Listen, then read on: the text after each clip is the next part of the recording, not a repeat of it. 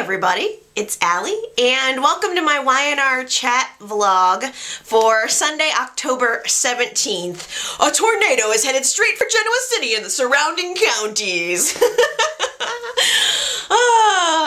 I love Y&R. I really do, and I love a good disaster. So this week was really cool for me. We have these heightened situations because of the tornado and bringing people together who wouldn't normally be together. And plus we got some really cool lighting and sound techniques, as well as a couple of really cool visual techniques. So I really enjoyed this week's show. It was like taking Genoa City and twisting it all up. It was fun. My favorite part of the tornado, of course, was Sharon and Adam. So Adam somehow finagled himself a ride home with Sharon in this terrible storm. So Sharon, who is clearly the worst driver in the world, I mean, the woman can't manage to keep her eyes on the road. The entire time she's looking in the back seat and looking over at Adam and screwing around with the radio. She's just a terrible driver. So Adam finally tells her, look, we need to pull the car over. You know, this is not working. And finally, Adam gets a chance to be the hero for once instead of the villain. Don't worry, Sharon, I'm from Kansas. It was really kind of funny. His superhero senses were telling him that, you know, there was a barn in the area, and so he convinced Sharon to get out of the car, and they both go into this barn for safety. But there's so much rain, and Faith is all wet and crying. So Adam, again the superhero, whips open his shirt and takes it off and gives it to the baby. He makes her a nice little hay nest to keep her dry and warm, and then runs over to the barn door and uses his superhuman strength to muscle the barn door shut as the tornado is like rushing in. Sharon comes over and helps him, and they finally get this door closed in the barn, and it seems like for a brief moment they are all going to be safe when the entire roof gets sucked off. It was basically awesome. It was a really cool roof effect. I have to give bravo to Y&R for that, because it looked very real. I mean, all of the tiles just one by one first sucking away and then the whole thing swirling off. It was really cool. It looked real, and like the whole thing was very thrilling, you know. I was glued to my screen for that. So Adam senses the danger. He throws himself over on top of Faith, just as the rest of the barn starts to collapse in on top of them, and all of this debris falls on top of Adam and the baby, and Sharon's standing there looking, wondering if they're dead, and Adam basically redeems himself for a year's worth of ugly, horrible, terrible deeds in one foul swoop. He became the hero. And oh, how Sharon will be ever so grateful to the man who saved her child's life. I love it. I don't know. And Nick, for once, it's actually not Nick to save the day. I know that JT is being written off the show, but I don't want him to die. That was horrible. How can he possibly survive a car wreck and an electrocution? Is this the end of JT? I'm really sad about this. And I'm really dying to know, someone else in recent Y&R history was electrocuted, and I can't think of who it was. I feel like we saw someone recently get electrocuted, and I can't think of who it was. I can't put my finger on it. So if anybody out there knows, please tell me. It's like nagging on my brain. I could swear someone else was electrocuted recently. I just can't think of it. Yeah, so I don't know. I thought JT's last air date was in November. I don't know, so maybe he'll survive. Maybe this isn't the end of him. I'm not sure. I knew it was too perfect, though. His little date with Reed and Mac, they were having their little play date outside the bookstore earlier in the week, and I knew it was too perfect. Mac is definitely gonna feel like crap now for refusing his marriage proposal. Last week, I told Kane and Lily to just go to the Harvest Festival instead of taking a cabin vacation, but no! They had to go all the way outside of town.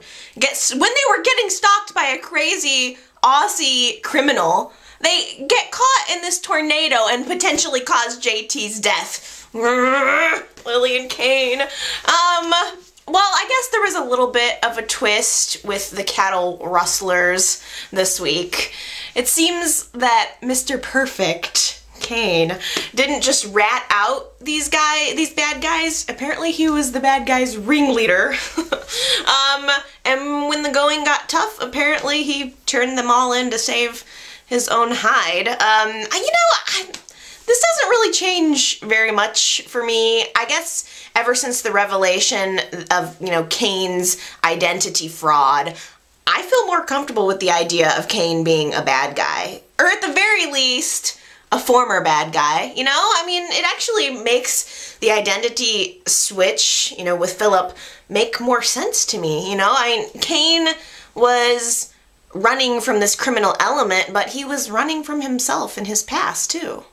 So, while Genoa City and the surrounding county were being ripped apart by a tornado, Tucker was getting laid. Ugh! I'm so mad at him for this. How could he betray Ashley? Only like 1 month after he swore his loyalty to her. I'm really mad at him. Ashley's instincts told her that it was a bad idea to get involved with him, and she tried to push him away.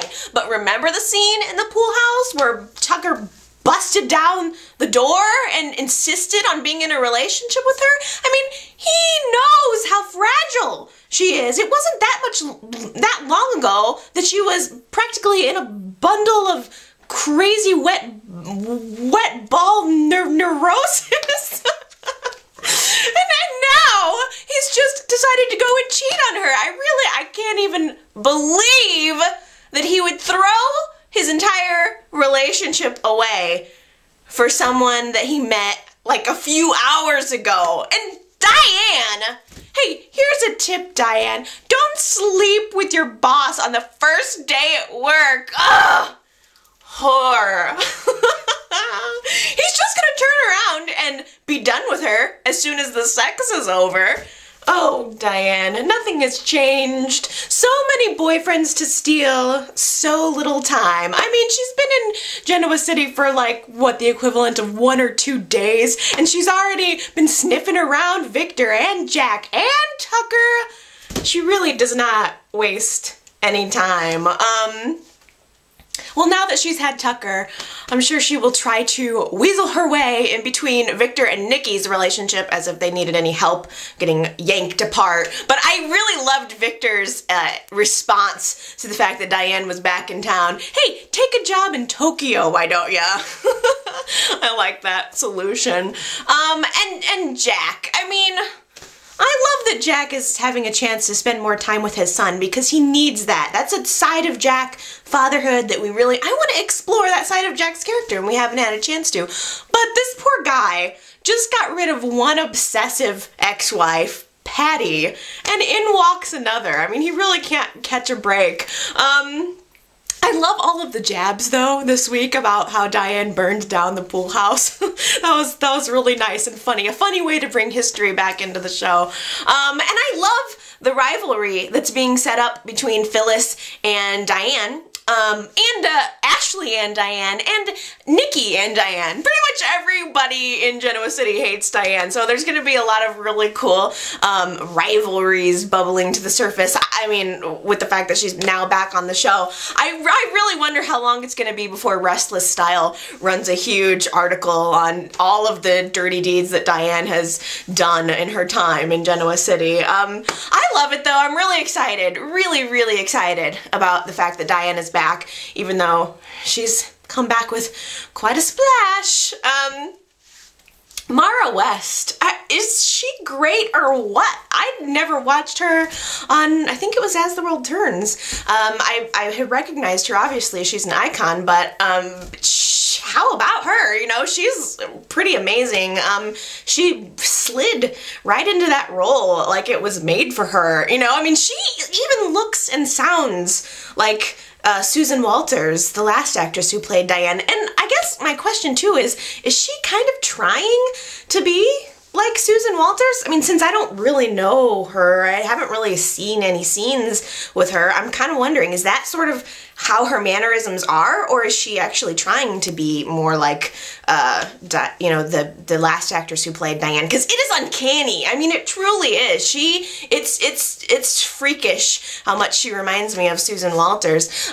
So I'm loving her. I'm loving all of the directions this can potentially go, and really, even the kid is pretty good. Normally, child actors are lame and annoying to me, but you know, this little guy makes a great Jack Jr. Okay, well, the tornado got me all twisted up. So I'm hyper today. And there's still a lot more that I have to say, but I don't want to have to try to squeeze it into one video, so I'm gonna cut this off right here and call it the end of part 1, and I'm gonna talk about all of the other stuff in Genoa City that is non-tornado related in a follow-up video, and I'll be posting that shortly, so I will see you guys then.